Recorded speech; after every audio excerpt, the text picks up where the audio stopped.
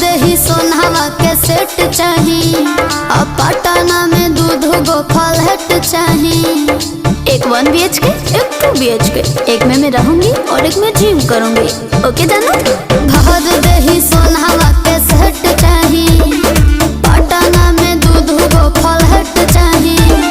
अरे एक करे जा, तू जितना खर्चा करेबू हम उतना खर्चा करब। ओकरा खातिर हम भागल ना हई।